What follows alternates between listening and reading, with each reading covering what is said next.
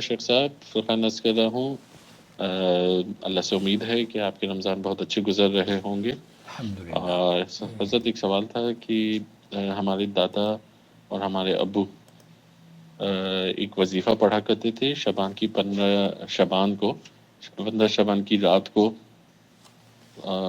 آسمان تلے کھڑے ہو کے 100 مرتبہ درود ابراہیمی، اس کے بعد 1000 مرتبہ وفی السماء رزقکم وما توعدون، اور پھر 100 مرتبہ درود شریف اگین رزق کی کشادگی کے لیے پڑھا جاتا تھا۔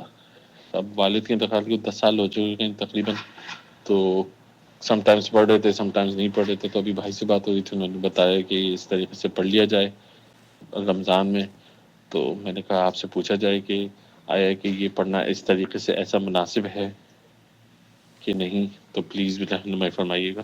بہت شکریہ، السلام علیکم ورحمۃ اللہ۔ وعلیکم السلام ورحمۃ اللہ وبرکاتہ۔ دیکھیے، آسمان کے تلے زمین کے اوپر ایک ٹانگ پر کھڑا ہو کر، ایک ہاتھ میں ایسا لے کر، ایک ہاتھ میں پانی لے کر، یا چراغ جلا کر، یا اندھیرے میں اتنے مرتبہ فلانی چیزیں پڑھنی ہیں۔ اچھا، پڑھ بھی کیا رہے ہیں؟ وَفِي السَّمَاءِ رِزْقُكُمْ وَمَا تُوعَدُونَ۔ اللہ رب العالمین نے آپ کا جو رزق ہے آسمانوں پر ہے، اور اس کا آپ وعدہ کیا گیا ہے۔ اب اس میں آپ نے اللہ تعالیٰ سے کہاں رزق مانگا ہے، یہ آپ خود سوچئے۔ بعض مرتبہ ہم ایسے وظیفے پڑھ رہے ہوتے ہیں جس کا کوئی پتہ نہ تو پڑھنے والے کو ہے نہ ہی دینے والے کو ہوتا ہے۔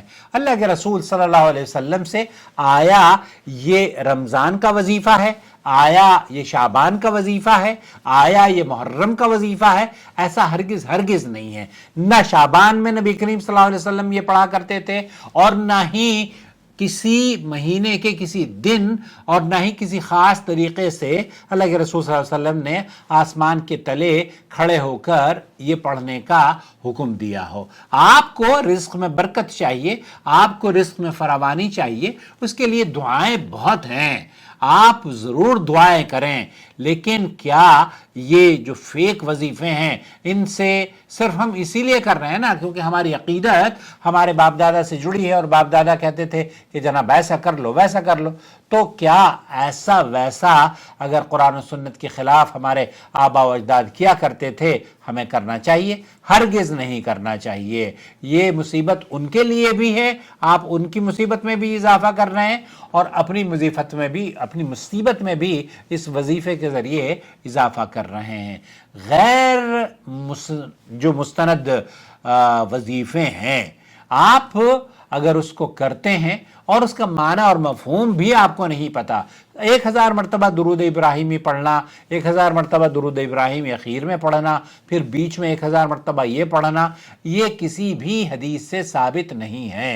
آپ کو رزق کی فراوانی کے لیے چاہیے تو آپ اپنے رب سے اپنی زبان میں بھی دعا کر سکتے ہیں، اس کے لیے ان فیک وظیفوں کی ضرورت نہیں ہے۔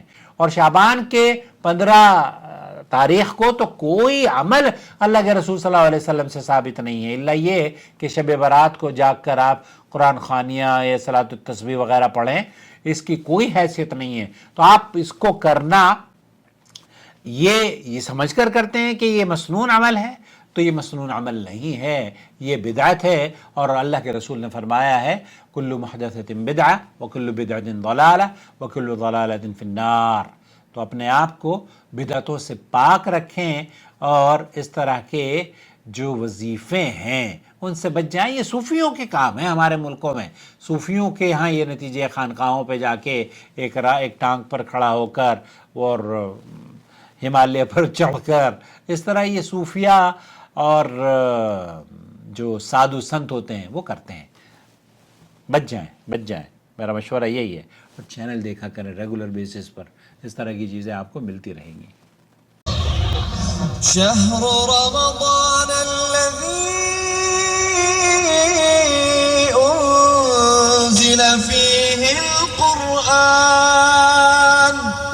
هدى للناس وبينات من الهدى والفرقان